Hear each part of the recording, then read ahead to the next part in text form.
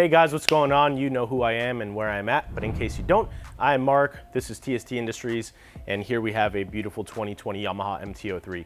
If you're watching this video, chances are you already hit the subscribe button. Maybe you turned on that bell to get notifications, and you are already watching our build series of this bike. But if you haven't, and we just popped up on your recommended videos, here we have a, as I mentioned, beautiful MT-03 that we are going to be doing a full build series on now. If you've already watched our previous videos, you know that we did build a Superbike R3 that led us to national championship. This is not the route that we're going with this build. However, we do want to build a little bit of a hooligan style bike that is all around fun on the streets and just can have some fun shredding, but we can also take it to the track and have it pick on some of these bigger CC bikes. So today we're actually going to start wrenching and doing some serious modifications. And as you can see behind me, we have an Ohlins rear shock, beautiful gold color with remote reservoir. We do have some CoreMoto steel braided brake lines and some Gilles Tooling rear sets. This is going to improve the feel of the bike. This is going to improve the braking and our confidence in the bike. And then the rear sets are just going to change around the ergonomics and make us feel more in tune with the bike and adjust it to our liking. Because as you know, I'm riding it, Bart's riding it, two different heights, two different riding styles. So we want something with a little bit more adjustability that'll help us just feel more connected to the bike. So without further ado, we're gonna go ahead and jump in. We're not going to show the full installation processes of these products because that would be a 2-hour episode. But we are going to hop in every now and then as we continue undressing this bike and modifying it to kind of give you viewers the idea of how long these items take to install, pros and cons, and you know, at the end of the day, our full thoughts on what we just did. So without further ado, let's just go ahead and hop right in, and we hope you guys stick around.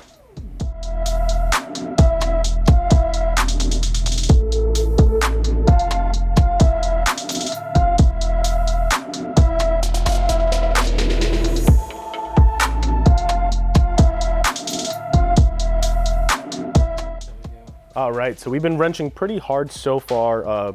Bart is here, Brian is also here, and we're just undressing this bike. As you can see, a lot of the fairings are already off, minus the tail section.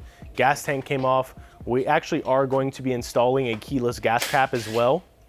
Right now, Brian and Bart are working on draining out the ABS and the brake line system and getting into that ABS pump and module to see what needs to be done in order to bypass it. Something else to note, in addition to the keyless gas cap we're going to be installing, if our Motion Pro quick throttle arrives today in the mail, we will more than likely be installing that as well, since we already have this all taken apart. So for now, we've done all this. We've taken off the right side rear set. We're gonna get to the left. The left one also came off. We have it dangling right there with the master cylinder. We're getting ready to throw on our Gilles Tooling rear sets. And we're just gonna keep on wrenching and making a mess here and see where we go. All right, so I did talk about what we are doing with the rear sets and why we're changing them, but I want to give you all an idea. So these are the stock rear sets. As you can see, they do house the mounting system for the master cylinder on the rear, along with the brake light actuator. This is the system that actually enables when you, the sensitivity and the pressure needed to apply the brake light. So we're gonna have to figure all that out, but I want to show you the benefits, or actually why we find this beneficial to change out the rear sets. In addition to the brake or the footrest becoming a stationary position instead of this folding system, we are going to be moving the footrest from this location to something that brings it back a little bit more.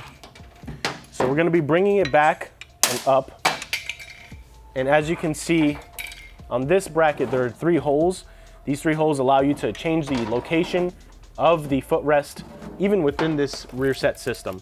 In addition to this, the brake lever arm for the toe piece, it also has some bolts in it and some pre-drilled holes to allow you to adjust the toe position distance from the footrest position. So that's really useful for track riding and people with different size shoes and such. And that's why we find it beneficial. For some of you everyday street riders, you may not need something that is that has that much adjustment range.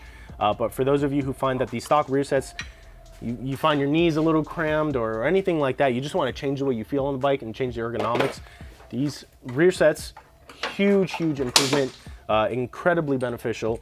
and they look a lot better. So we're gonna keep digging around here, taking things apart. And pretty cheap too. Yeah. We use them in all our race bikes. Yep. So and we're just gonna keep digging around and see if we can take it from here.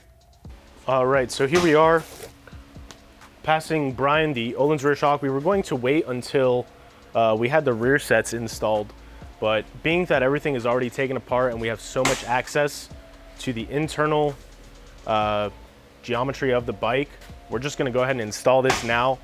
You will notice that this particular rear shock, it has a remote reservoir. So the reservoir is actually going to sit out here on the left-hand side of the bike. And we've already set it up to the proper spring rate per hour riding style. When you do purchase this rear shock from Ohlins or from us, we're going to go ahead and obtain information on your riding style and your rider weight. That helps Ohlins build this shock specifically for you. Each of these kits is designed and set up in a way that when you purchase it, you can just install it and ride without doing many adjustments. So this one's perfect for us. We already have it set up to just how we wanted it. So just keep that in mind. We will have to set a few things like sag.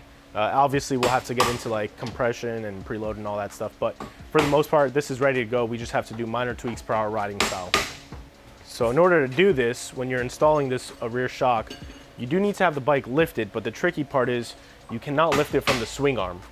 So we actually have this steel rod we put through a chassis member here, along with our Pitbull foot peg rests stands that allow us to lift the bike from the chassis.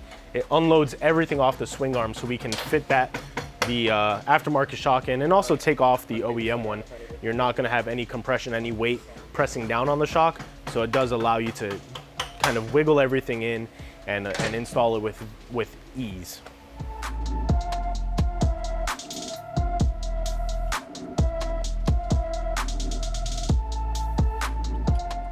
Yeah, so you'll notice this rear shock actually has a remote reservoir as opposed to their traditional, or the ones that you may normally see, that is just a piggyback reservoir. The difference is the piggyback actually mounts onto the rear shock via a little bracket system. The remote one, as you can see on this bike, the shock is actually behind that little mud guard, but the reservoir is actually remote. So you have this steel braided line carrying the fluid into this external canister out here.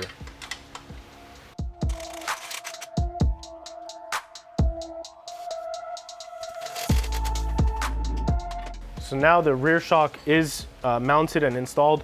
We do have to go ahead and torque down the bolts and nuts for the actual rear shock. The reservoir is already locked in. We did use some Loctite on this mounting system to make sure this bracket was nice and secured. And then there's a nifty little countersunk screw locking in the reservoir to the bracket. And then the bracket actually mounts onto the passenger peg mounts. We are ditching the passenger pegs on this bike. So you will see we have a custom welded exhaust bracket to contain our exhaust and keep it in place. And then we also just got rid of it here, so you don't have the passenger pegs sitting on top of this. Perfect. Our rear sets are installed.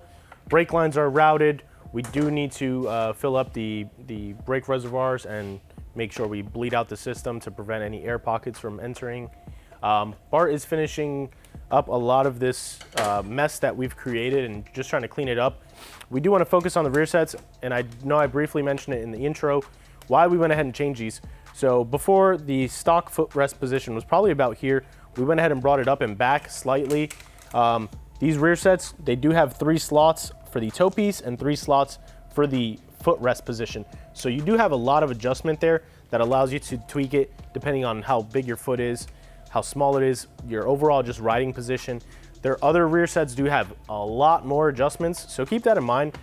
There is a huge improvement to installing aftermarket rear sets if you find yourself cramped up or you find yourself being a little clumsy with your foot. Other than that, we're just gonna continue buttoning this up. We did clean up a lot of space and we saved about 6 pounds removing the ABS, the entire ABS system. So we're just gonna go ahead and finish this up. Our Motion Pro Rev 2 quick throttle kit did not show up yet, so we're still going to leave this open. We may get around to installing that today, but other than that, we just have to go through, torque everything down to the proper specs. we are going to install our keyless gas cap when we do the gas tank reinstallation. And for now, we're gonna close up this as is. We'll come back once it's all buttoned up and get a final look, overview of what we just did, and we'll call it a day. So here we are, the bike is pretty much buttoned up. We do still need to do some cable management down low and internally because we did take so much apart. We had this bike stripped down basically just to its core components. So cable management, we do need to still bleed the system, the brake system, and fill it up with some fresh brake fluid. We did, as I mentioned, we ditched the ABS system, and that this entire installation day was only meant to be maybe 2 to 3 hours, and it took a lot longer. And this wonderful system is why. So well, we ditched all of the ABS componentry, which is here. Just a giant bucket of parts. I weighed this out. With the buckets, it's about 7 pounds. So I would say we lost about 6 pounds, 6.5. But then we did replace the brake lines and stuff. So I don't know, maybe a total of 5 pounds. But this is the biz right here. I built a little ABS eliminator out of the circuitry that came off the ABS pump. Is typically what I do if I don't want to get too involved in making a circuit, programming it. Yep. But it works. It doesn't throw any codes, and it's useful for our purpose, so good. That's all that matters. Plugs in right here. I actually reran the wire from under here to the back section here under the subframe. I just have to find it a good home. Yep. I haven't had enough time yet, so. Yeah, so that just ties into the cable management we do have to work on. We also did go ahead and install our keyless gas cap. That's just another personal preference thing for all of our track bikes, our race bikes. We have keyless gas caps. It just cuts down on seconds when you're filling up. Next up, we do still have to do front suspension. We do still have to install our ProMotion Rev 2 quick turn throttle kit, which is also a very, very installed process. So that's up next. That's the 2 immediate things we are going to be working on in the next episode. And we're also going to talk a little bit more about our crash protection choices on this bike.